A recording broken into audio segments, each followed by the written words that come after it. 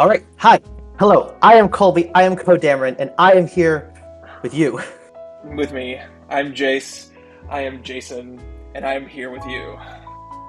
And surprise, everyone, we have been doing a challenge.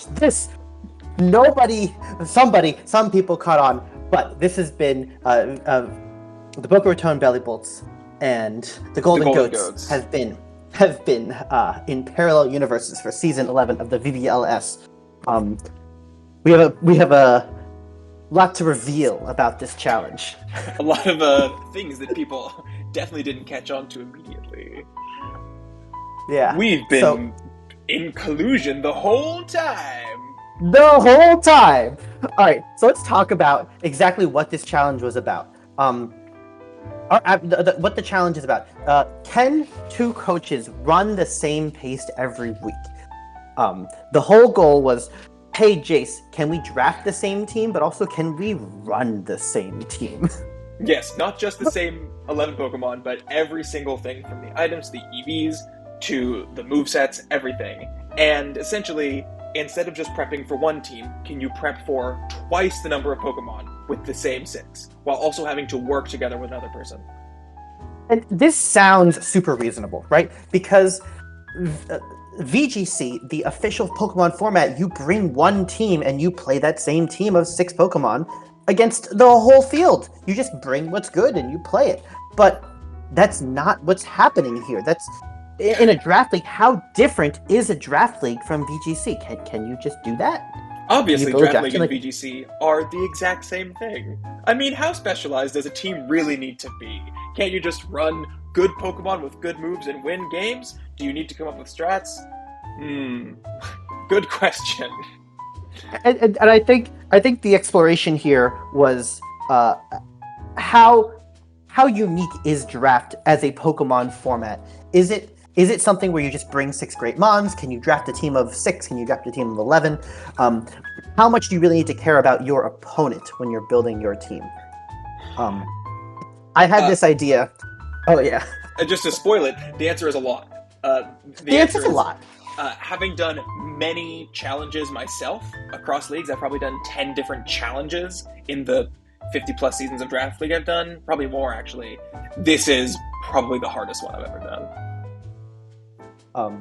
I had this idea on September 23rd. I took this screenshot, and I'm like, hey, I had this idea the moment after I watched Jace's video of a balanced team where he brought the Mons the same number of times for this whole team for the whole season. It was wild, and I'm like, Jace has a great mind. I can do this crazy challenge with him, and he was in. Yeah, the thing with 2 people, well, we'll get into it later. Foreshadowing. So why can we do this challenge? Why are we privileged enough to do this crazy idea? Lucky us. Lucky us. VBL is the perfect environment for this because look at all these reasons. These reasons. 1, it's a league with 2 conferences drafting on 2 different draft boards. So we can literally my OBS is doing something. We can literally strange. draft the exact same team.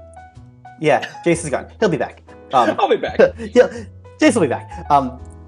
The idea was that we could draft the same team, and we even had a little while where we were theorizing what would happen if we drafted different Pokemon. Like, we were looking at the Ninetales Chi-Yu move slot overlaps. We were looking at the Dragonite Salamence move slot overlap. That wasn't going to be good. Could we do the same, different Pokemon with the same moves? No.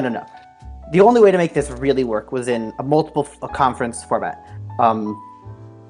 Sync draft, we did the sync draft, but the reason to do this format that made the draft a little bit easier, asterisk there, sync draft made this more possible. We would have done this anyway, with or without. We had the sync idea draft. before the mod team decided to do sync draft, and my enjoyment of the sync draft format and encouragement of the mod team had nothing to do with this concept.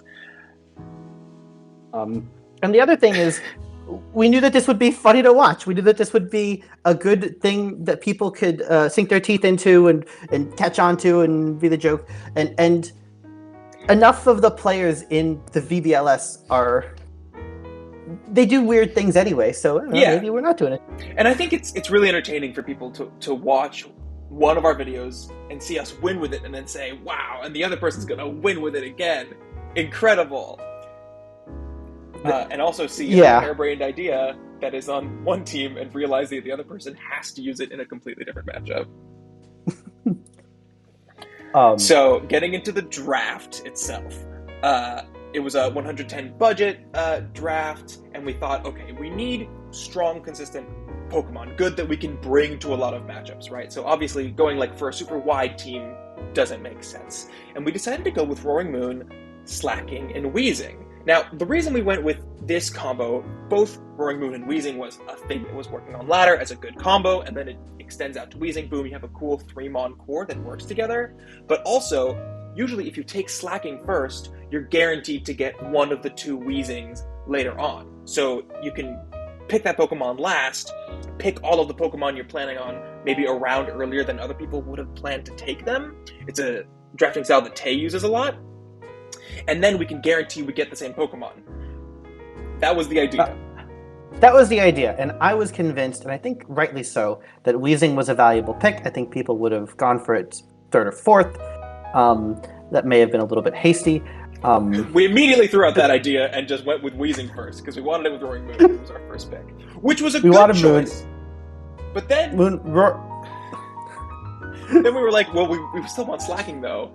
But then Miss Mac took Grafairy, and it was like, oh, fuck, they're going to take Slacking. We got to take it now. Which defeated the whole point of it, of the drafting strategy. And so we picked those Pokemon without ever stopping to consider, are these the right Pokemon for this challenge? We thought it was a fun, cool combo with good that would fit in the 110-point combo. Is it good for the challenge? A thing worth mentioning about the draft, though, is that when you're looking at the draft board, you can like watch the other format and be like, oh, what do they value? Oh, this conference is picking all the high tier mons, and we're picking all the low tier mons on this conference. That's kind of cool. When Jace and I are drafting, we have to look at both boards. So if Fluttermane gets picked on board 1 and Dragonite gets picked on board 2, then we can't pick either of them because and then I think we couldn't match them. A pretty good job with putting together a good team, especially a team that looked good to people who didn't really catch on until a little later, with being constrained to Pokemon that were only available on both boards. Yeah. It made the timing a little bit weird because we had to wait for the draft to kind of move in the same order. But again, VBL, great players, all consistent, all here playing the thing across time zones. It worked out.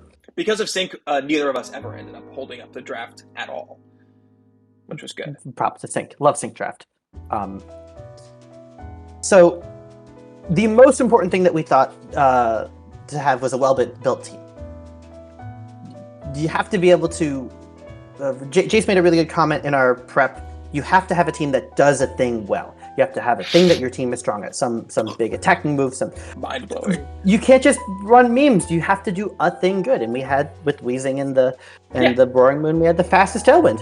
If you go in with a bad team, then that's like kind of tricky or something, or like going into one idea and that idea doesn't work in one matchup, then you're kind of screwed. But being well-rounded means that you'll have some kinds of tools in any matchup, and even with like a weird team composition that you end up bringing, you can still kind of steer your way out of problems. We thought it would be a good idea, like mentioned earlier, to draft in a vacuum by drafting Slacking and then getting Weezing way at the end. We thought that, like mentioned again, drafting top-heavy would work better than drafting a super wide team. And we thought that our first 6 picks, Roaring Moon, Weezing, Slacking, Milo, Sizz, and Delphox, would be a good core. And on paper, they really cover each other's weaknesses well. Yeah, I remember watching Jace's review video of our team. I'm like, wow, our team was great. Our team looks really good. We had a lot of evolved Pokemon. We had a lot of big stats, big numbers, types that covered each other well. What could go wrong? All these Pokemon are fantastic, right? Right?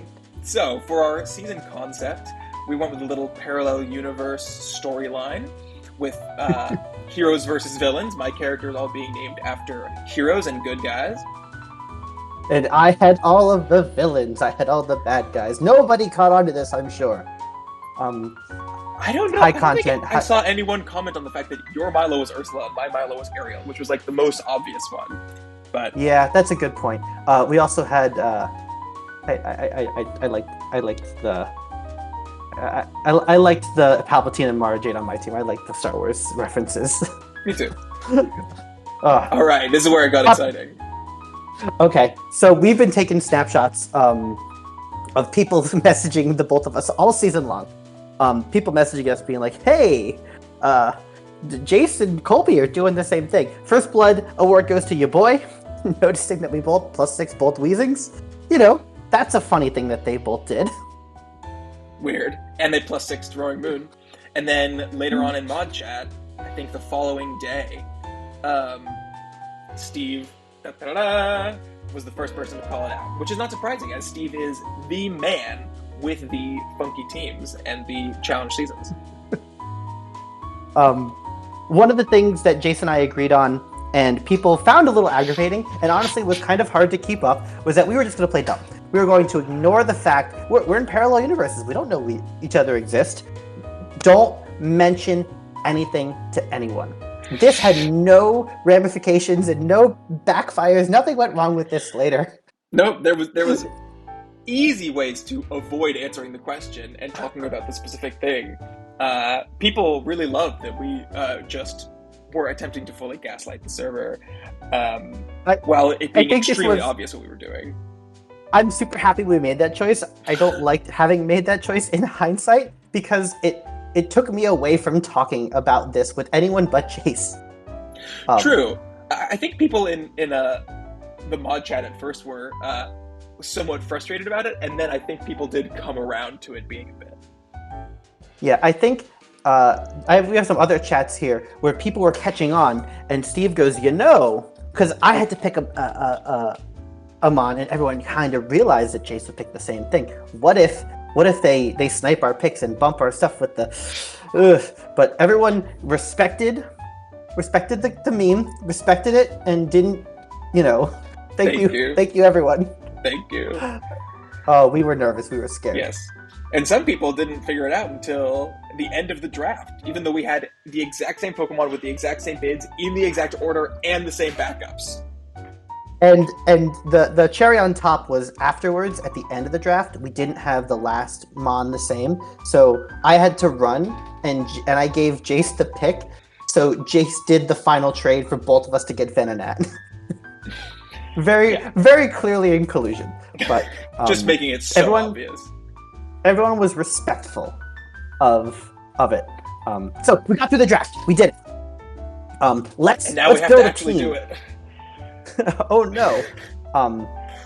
We made our draft videos, did not comment on it, made literally the exact same presentation essentially by talking about the team twice. We actually didn't collude on what we were talking about in our videos, and then we watched each other's videos and we're like, oh yeah, we said the same stuff. That's great. And then we had to do the season, which meant we had to do everything the same, and compromise on how to win different matchups, and then realize, if the opponents realize what we're doing, they can work with the other person, realize what we need to bring to beat one team, and know how to counter that for the other one. Yeah, we have two brains working against two problems, and everyone had two brains working against the same problem. Yeah, so, but we also had two brains, and two brains are not better than one in a lot of cases, especially in cases like this league where if we were going to prep, we had to be communicating with each other. And if we're not on the same time zone, which we're not, we're 3 hours apart, if we have different schedules, if one of us is busy, no team building happens. Yeah, no, those as far as scheduling goes, being California, Florida was the hardest thing, and just our work schedule, right? I work a general 9 to 5 more or less, and I can type during the workday, and Jace is a movie star. I have a very funky schedule. I'm busy oftentimes in the evenings, so it perfectly does not align. Yeah. Plus, we were hitting the holidays. We were traveling. Yeah, I went on a trip, so we would do a thing and build a thing, and I gotta play my game before I go. What do I do? So I play my game before I leave, and then once you play the game, we realize that you're locked in. Because if I build a team and I play it, that's what Jace now has to use, or vice versa. Even if it's a terrible team that we did not talk about, that we did not fully work on or test. Plus, Yeah, we and can't plan ahead because of the Swiss format that we decided to use this season for the first time. which I think had benefits. It was cool to match the people up with the Swiss and made the matches more interesting, but then it had matches. Swiss, other conversation, but very hard to plan for a very silly challenge. Yes. Plus, we couldn't do live links. Well, we do videos, so we don't always do live links, but if somebody saw one of our videos, then they would know what we were bringing to the other game. Building a team is a very personal thing, where your mod only has 4 moves, and when you have to play it, when you're trying to tune it to 2 different people, I like running protects more than Jace does. I like running my choice items. The speed tiers was really tough because there was the match where you had to fight against Regieleki or Iron Bundle, or no, there was the Cinderace. I think was actually the one which I needed to be max speed to speed tie it. It made no sense. It speed ties Roaring Moon, and I'm like, it's gonna run a Scarf, and you're like, it's not gonna run a Scarf, and it did, and we ended up not doing it. It was faster than you, and it destroyed you.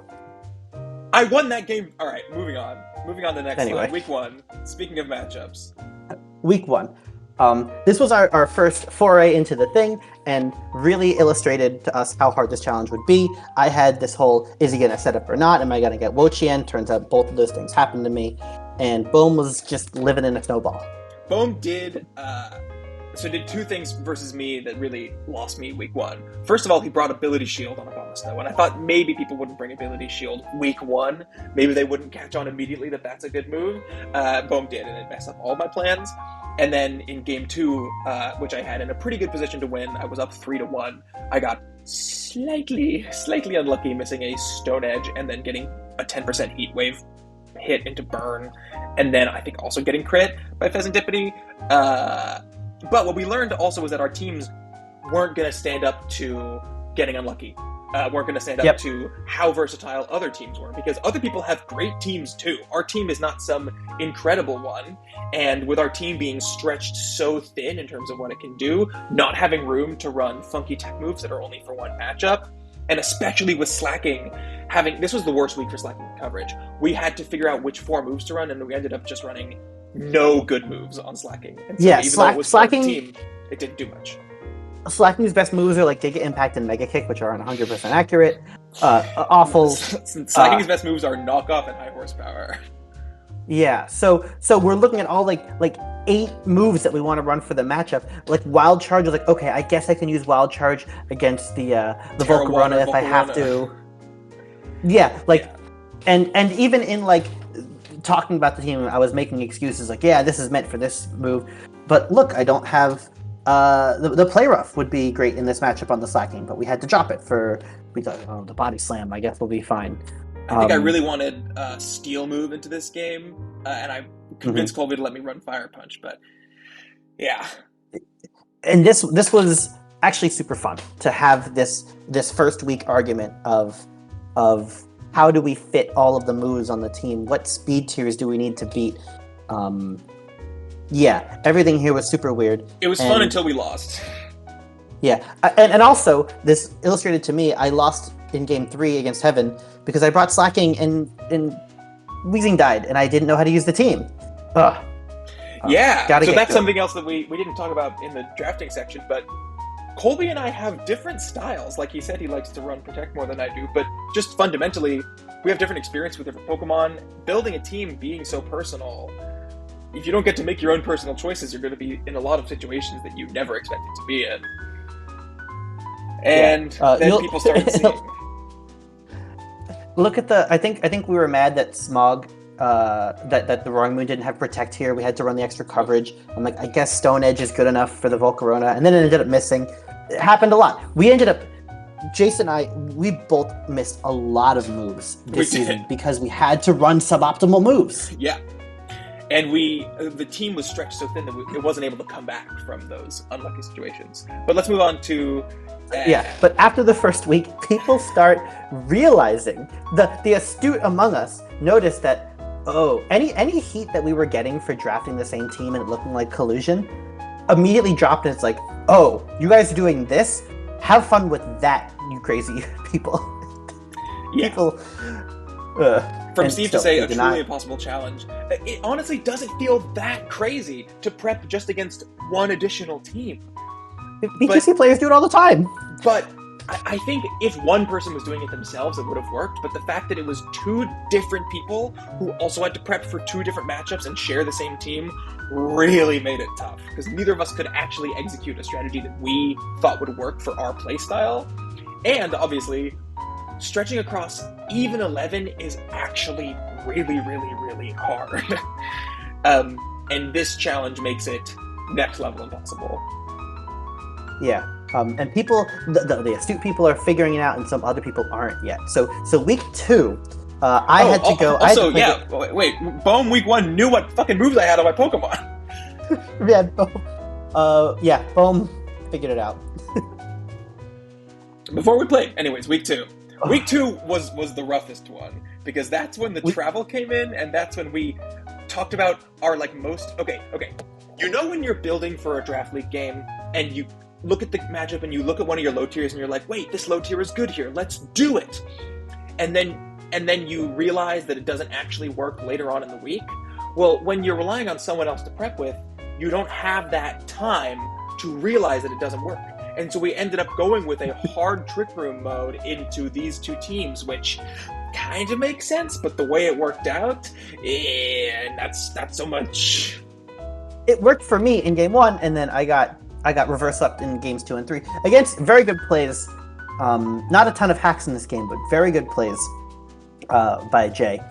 But yeah, I'm like, Lurantis, Terra Dragon, it's the move. It's gonna work, and it did, and it worked great for me, and it did not work great for Jace.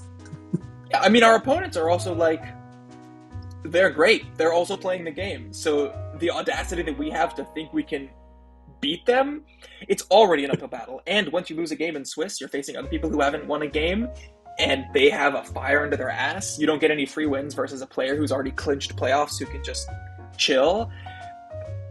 This team was not good enough for either matchup, and I think, Colby, you almost clutched it out. I had absolutely no chance.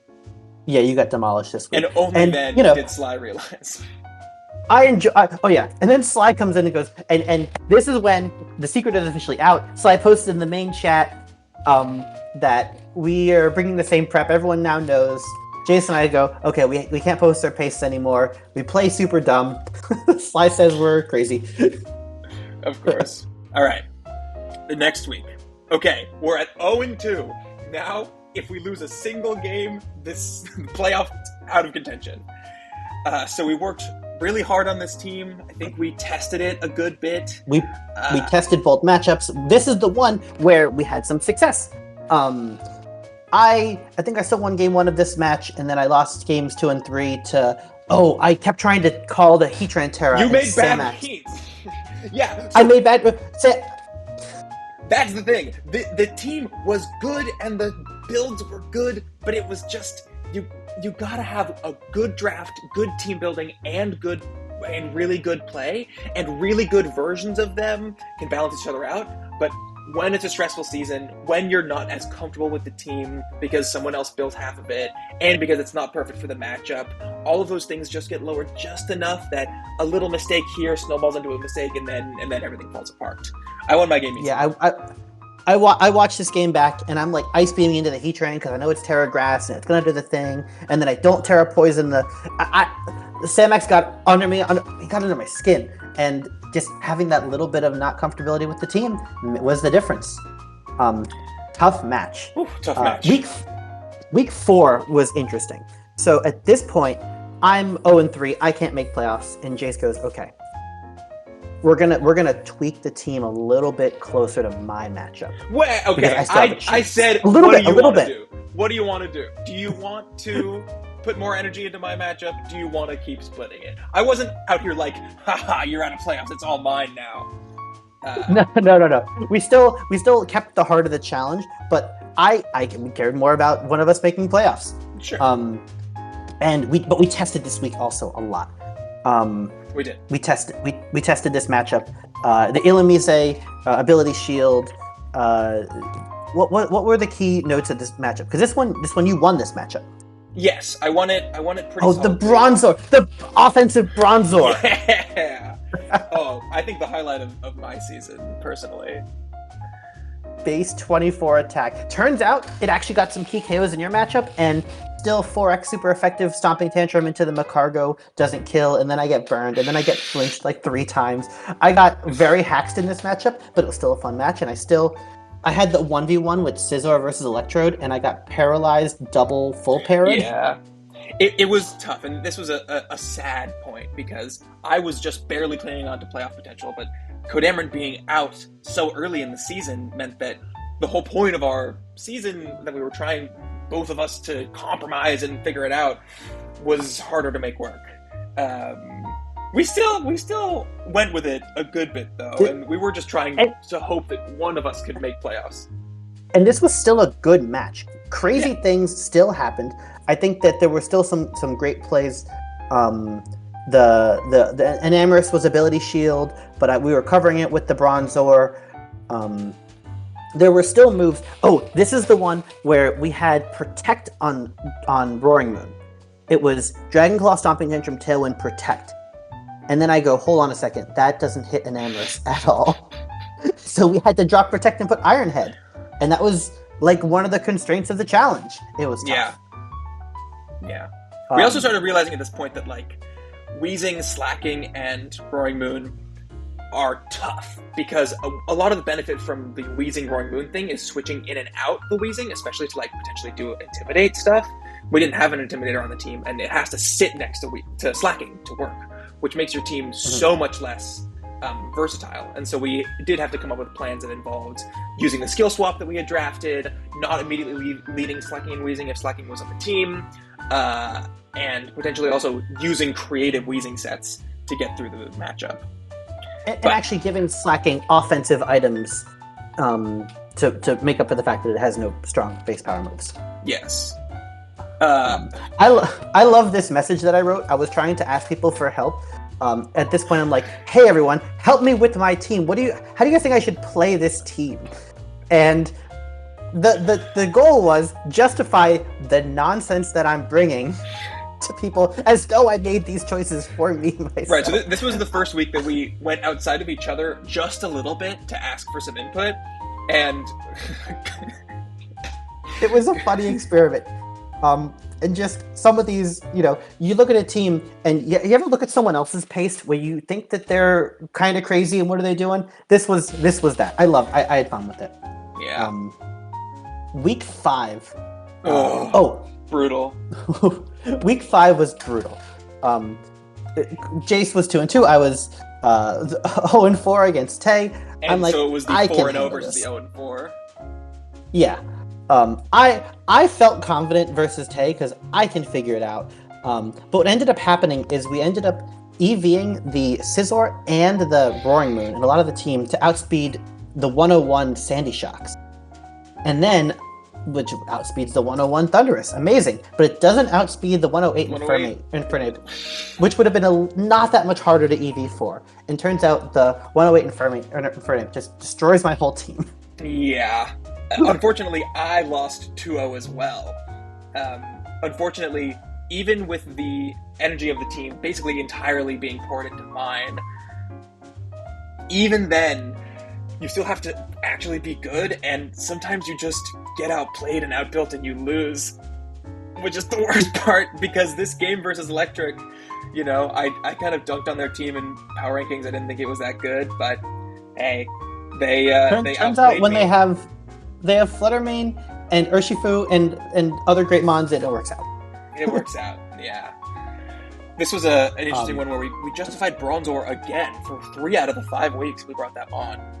And only brought Delphox 1 week because it looks so good on paper, and then it just doesn't do all the things that it needs to. It doesn't beat the mons that it's faster than, and it doesn't live the Trick Room hits that it needs to live. Yeah. I think we did learn from each other a little bit, or at least I learned from you, in the way you were playing Roaring Moon and Wheezing and Slacking in our mocks was really impressive and interesting to me. And just the way you could keep Slacking in the back and do a lot of switching, where I was more constrained to such linear game plans, and I tried to incorporate some of that into this game versus Electric, but it all came down to reads and predictions, and I wasn't going for the game-winning plays when I could have. That was one of the cool things about running the same team is that you get twice as much exposure to these mons, and see more ways to see it. And we're both invested in this team. When you're showing someone else your team and it's not theirs, you're like, okay, whatever, I'll play it. But when we're both invested in this, you get that much more learning about it. Mm-hmm. So at the end of this, what did we learn? What did we learn? So here are our hypotheses, and here are the results. We thought that the important thing would be to have a well-built team. Yes, but well-built team is a pretty broad concept, and we focused more on just making a team that was like Roaring Moon, Weezing, Slacking work, and less on what actual Pokemon work well on this. And the important thing is really drafting Pokemon like Urshifu Single Strike that Colby had last season, which just run the same 4 moves every time. And so you don't need to be fighting, oh, Roaring Moon really needs the coverage move, and Slacking needs the coverage move, and oh, we kind of want Tailwind, we want Protect. Pokemon that can just click their stabs and hit everything, like Iron Bundle, like Mamoswine, are so much more useful than something like Slacking, which only has normal stab. What were we doing? What were we thinking? And then kind of drafting in this vacuum of like, okay, we're going to have this plan, we're going to do it in this order, we're going to make sure that we get these mons, we're going to put them together, and then wait a second, this can get derailed so quickly. Our goal was to be flexible, and we ended up not being flexible to start. The whole point of drafting Slacking and Weezing together was so that we'd be able to get all the Pokemon we wanted. And we still got sniped a lot in the draft, a bunch, and we ended up with Slacking and Weezing and didn't actually consider if they were good on the team.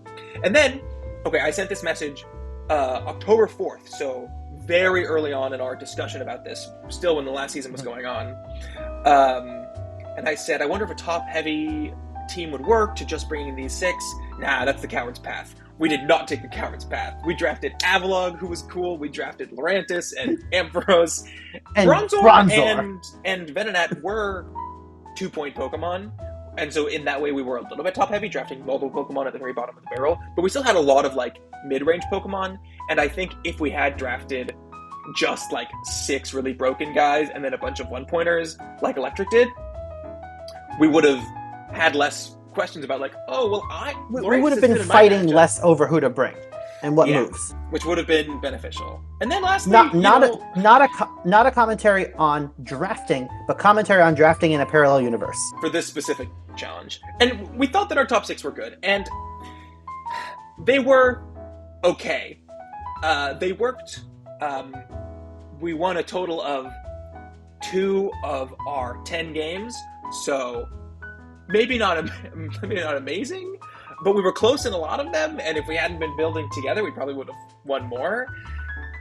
The main issue, I thought, was we made the mistake of drafting Pokemon that were matchup specific, not just in terms of Roaring Moon and Slacking's coverage and Weezing's moveset, but also in terms of Melodic was there for Intimidate, and Delphox was there for Steel types, and if only one opponent has a Steel type or only one opponent has Intimidate, then those Pokemon aren't going to be justified. Yeah, Melodic felt so awkward to bring. It's like, I guess I need a Water type. I guess we're going to give it a Life Orb or some attacking thing because it's just going to hit neutrally. You want this Water type to be this defensive core, but this what format if is just defend too against... offensive. Yeah.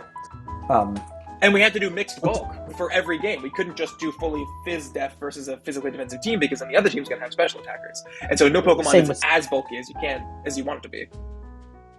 The Mons individually, Roaring Moon, turns out you need the different coverage, you want the Tailwind, and there's not a lot of room for Protect when you need all that extra coverage. And I think one of the matchups that I won, you sacrificed Roaring Moon for Tailwind, and I'm not good enough to feel comfortable with that yet, but that's probably correct a lot of the time. Click Tailwind, lose Moon. Weezing is a good Mon. It offers a lot, and mostly, what it does is thread stuff on Team Preview. Because you say, if I am not putting an ability shield on this Pokemon and it needs its ability and it's in front of Weezing, it's useless. Like an Illumise or a Medicham, right? Who lose huge abilities. Overall, that Pokemon was pretty good. It just wasn't quite enough next to Slacking to sweep through teams. And I think we had a lot of discussion about which Weezing to pick. I think I would have been happy, maybe not happier, with Standard Weezing. without the fairy type, but I will say the steel defense, we ran a lot of Babiri and it was relevant a lot of the time. It got hit by steel moves a lot. Maybe not having the fairy wheezing would have been better. Maybe. We ran Babiri at least twice. Mm-hmm. And a steel resist Terra every single time, I think. Yeah. Slacking, really probably the stinker of the team that had to come because it was such a core part of the team. But it says lacks base power because it doesn't have stab. And so it's really good stats in terms of offenses and then okay speed, but it just isn't actually sweeping through teams even next to Wheezing, and especially when you have to sacrifice stuff on it, it just can't keep up. And when you don't run it next to Wheezing, you're always like, well, how am I going to deal with Truant? It's hard. Yeah. Truant testing is also hard. I don't know. I don't understand Truant still. We tested stuff and got it wrong, even though we tested it. Melodic, we talked about. Less good defensively when it has to be so general, and when you can't target the competitive against a specific team. When you need the move slots for Protect and for Icy Wind and for Scald and for Ice Beam, you can't fit Coil and Hypnosis. And Pokemon need 4 moves to be good. Some Pokemon don't, but if you're doing this challenge, don't draft Pokemon that need 4 moves. Like Scizor, who kind of only needs Bullet Punch in a lot of games. And we ended up looking at it and wanting to click on Close Combat Terra Fighting more often than I thought. True. But Scizor was good. I felt like Scizor always carried its weight. What a champ. Delphox, what a good Pokemon. I love starters. They have 530 base stats, and it was only 9 points, and it had Trick Room and Magician and all this cool stuff, but it was always didn't beat the Pokemon it was faster than, and would never live the hits against the Trick Room threats we needed it to set up Trick Room against. I don't understand this Pokemon. We drafted this team too much like we were going to be doing a 9-week season or a 7-week season on our own. And Delphox, I think, is the prime example of that. Is that we had all sorts of cool ideas about, like, oh, it has Magician. We activate our Misty seed with Misty Surge Wheezing, and then we can steal an opponent's item. And we can melt Steel types, and we have all sorts of, like, cool tech on it, like Skill Swap and Calm Mind. But then Ogerpon came in and hit us, and then we would lose. Yeah, Delphox would have been able to use any one of those things maybe 1 week out of 7, but for this team, what we needed is something that was just going to, like, come and hit the field and do damage, or do, like, one thing well so it could justify itself on both teams. The back 5... I like these guys more than the top 6. I mean, I do too. They were fun. Ampharos was your spicy pick. You love the Ampharos. I don't think it ever came. I think it was a good pick. I brought it. You brought it? Fuck yeah. It hit Terra Flying and then didn't die to a Hexorus and then ended up dying eventually. Dude, wait, Ampharos was really good in that game. Ampharos, like, held down the team. Yeah, it was the Terra Fairy Dazzling. It was a Dazzling Gleam. It was good. Yeah, Respects. For 4 points, it was great. Avalugg, I think, was huge on the team. We didn't end up using it that much, but every single team, it made the case for itself to be considered. Yeah, it had a way to win the game built in because it's just a big, bulky, bonk you boy. I don't know if we even ran Iron Defense Body Press.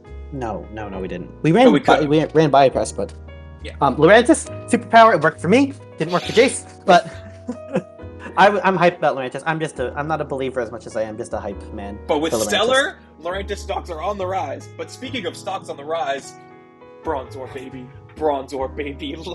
let's go. If I take away one thing from this season, Bronzor to 3 points. Bronzor to 3 points. Hell yeah. It doesn't die to things. It doesn't die to things unless you double it. It doesn't have a good attack stat, but it has a bunch of support moves. Bronzor was the one Pokemon that, tech-wise, like, it actually had the right moves that would work in multiple matchups. And so it, like, functionally, to me, felt as good as Dusclops. Yeah, or Bronzong. Yeah, exactly.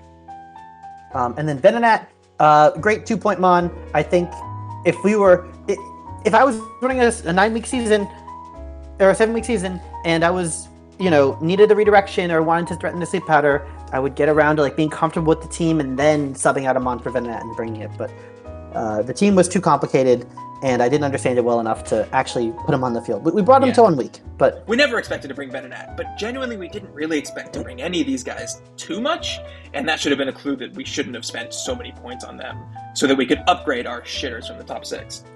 They were all pretty cheap, I will say. They were cheap. Game hard. 6...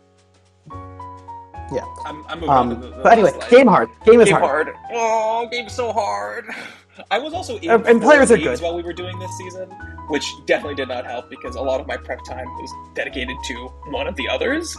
And Yeah, when and game hard, oh, lose much. if Jason and I were hanging out every week or doing a thing on a regular and could talk about this at work, if you had a friend that you were closer to on a regular basis, you could schedule better. You could talk about this more regularly. Closer to You could focus on it, geographically. and yeah, and this challenge could work if you practice more. Guys, is Colby saying Um, that we're not close? That we're not close friends? Am Not I getting geographically. dumped? Am I getting dumped? Not geographically. It's so over. Oh my god. I mean, after I went 0-5, maybe you should dump me. Oh no! That was my fault for forcing you to run some optimal moves like Stone Edge on Roaring Moon. Scheduling was really bad, and we were busy, and it's just like hard to do draft league at all when you're busy. We also had like an inbuilt mock partner, and we could have done more prep to make it work. We could have made trades.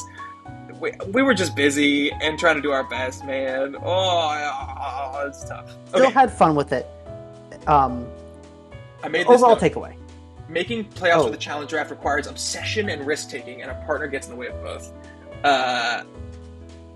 It's amazing having a partner, but Colby would come to me, or I would come to him with like a crazy idea, a risk that we could take, a game plan that might work. And it would be like, that doesn't really work on my matchup, or I don't know if I believe in it as a concept. And you have to believe in some of those to win games. And having someone to temper you, I was definitely doing more temperance than Colby was. I was reining us in probably more than was necessary. And that ended up limiting us a lot. One of us would come with a crazy idea, like Max attacks a Bronzor, and then we would workshop a bunch of stuff, and only sometimes we would get to it. I think it was really in week 5 when we brought hard into Earthquake on a team with no ground types or flying types. And it didn't work, but that was when we were like finally trying the risky things. Yeah. And that's the stuff that works in Draft League. When you find the risky, crazy things that work in this week, if you can catch your opponent off guard once, that's the beauty of Draft League. You get to change your team every week. You get to do crazy things. Didn't get to do that. Plus, I think Jordan has talked about just like this game can be an obsession where you think about it all the time and all the different possibilities and solving the puzzle of your matchup. And when you're missing half of your brain most of the time, you can't ponder it on your walk. You can't hold 2 different matchups in your head. Holding one in your head is hard enough. And so, and I was often afraid. I didn't want to like, hey, can I lock in the team? Can we do the thing? Can we finalize it? Are you okay with me running this crazy strat? If it's not yours, it's harder to. You need to work and practice and actually get to that point where you get. So I think I had a lot of fun with this. I think we had a great season. I had a lot of fun losing and building and exploring. It's also tough socially just to be like, well, if I make a whole team, maybe you're going to feel like, oh, you didn't let me build, and so you have to navigate that stuff. And, we're friends. We didn't have any fights or anything like that. But it became like a thing where it's like, well, this move would be better for my matchup. This move would be better for yours. I'll trade you one coverage here for one coverage there. Hey, I want to run Dazzling Gleam. I want to run Strange Steam. I want to run Protect. I want to run Helping Hand. I want to run Rain Dance. Little questions like this. We had these conversations. We had these arguments. We ended up with things, and things did and didn't work. All of that was part of this challenge, and I loved doing it. I had such a fun time. This challenge was super hard, super impossible, and less hidden than I thought it would be. It was less good than I thought it would be too. Overall here at the bottom, I say, overall takeaway, a good builder can win with a bad draft, but a good draft struggles when the builders are cooking too hard, which I think is in conversation with the challenge drafts that have won historically, is that you can give yourself a challenge, but you're always making the optimal choices for the matchup from what you have, and the limitation we had was just too severe. But I think that's wrong. I think the overall takeaway is not that. I think the overall takeaway is, even though we lost, I think I enjoyed this season of Draft League more than almost any of the other ones I've played, because I wasn't doing it alone. I was doing it with a friend, and I'm much closer with Colby now than I was before this season. I consider him a friend. Yes. And even though we lost, the losses hurt less because you had someone to share them with, and the victories felt better because we did them together. And this resonates with me on a larger scale with the rest of VGC. Whenever I've got a tough matchup, I will talk to somebody, and they will help me with that week, and they will help me with that matchup, and then I'll get closer to that person, and you'll share that with the victory, the loss, and that's what this draft league is all about. That's why we build the team every week, why we come back to the matchup every week, and why we stay tuned, why we make the content, why we have fun. These are friends that we're making. We're collaboratively building through challenges, and this was that on another level, and it was hard, and we got really close doing it. And it was humbling. So we both had lots of very good seasons in VBL. We both had leagues that we've won and soared through the sky, and it's nice sometimes to realize you're fallible and you bite off more than you can chew, and that just gives you a burning desire to win next season, because we almost won a lot of games, and I actually won a couple of them. But imagine if we work together and we're not getting in the way of each other for two different matchups. But next season, when we're just helping each other win every game, VBL now is hold not on. ready. There's one more match we need to play. Stay tuned to these channels, because there will be one more match where Jason and I play each other. Stay tuned, everyone. Stay tuned. See ya in the next one. Adios.